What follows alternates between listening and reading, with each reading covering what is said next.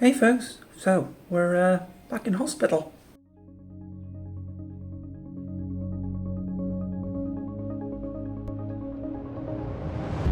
Well, welcome to episode 2 of the COVID photographer.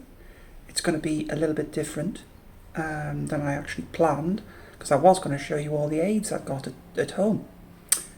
However, I can't do that because I had to come back into hospital. It seemed I overexerted myself a little bit, and I've also seemingly caught a cold, which when you're recovering from COVID's no easy thing, so it's been a tough time. Plus at the minute my ears are ringing like crazy because I've got tinnitus, which I've had since about 6 o'clock this morning. So we're going to do a little bit photography here, but just sort of simple things because we're allowed to do recording, but there are lots of things that we can't photograph in hospital, so that's why I've got this blank background here, and I've photographed things that are either mine or benign things like cups. So what I've played with mostly, I took a picture of my headphones because they've been my sort of saviour from the tinnitus all morning, listening to music, as you can see here. And again, we're going to do them all in black and white.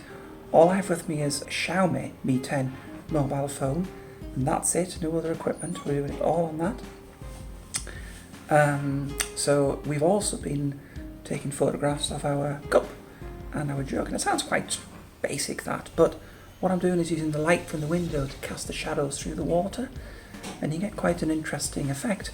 And it's a very good thing to do, just to get a glass, play with the water. You can do it in monochrome.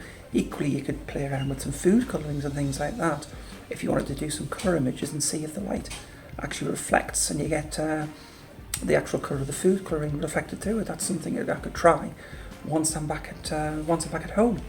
So as I've been chatting, I've been putting the images up on the screen so you can see different compositions I've tried. Excuse the cough. Still pretty bad. We're going a bit into medical things just when I finish off.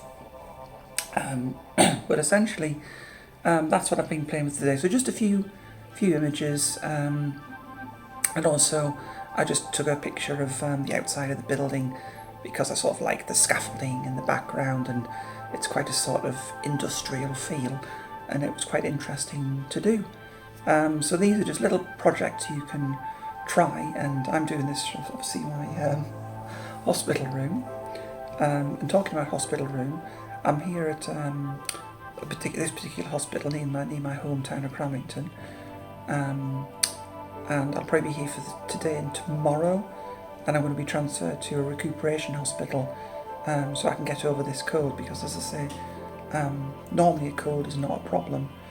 However, if you're recovering from COVID and you've got the issues I have with damaged lungs, it becomes quite a traumatic experience. So it's been a very stressful time. I've suffered a lot of anxiety, but when I sit down and do these videos, I can feel the anxiety disappear, go away. It's a distraction from the tinnitus, which is yet another problem. And you do seem to get a lot of problems thrown in your face. So when you do these distracting things, not only are you trying, new things, it's distracting and it reduces stress and anxiety because you're doing something you enjoy. So I thoroughly recommend just playing with really simple compositions, because, if your mobility like mine is as restricted as it is, I can walk 20 feet and I'm out of breath, and that's it.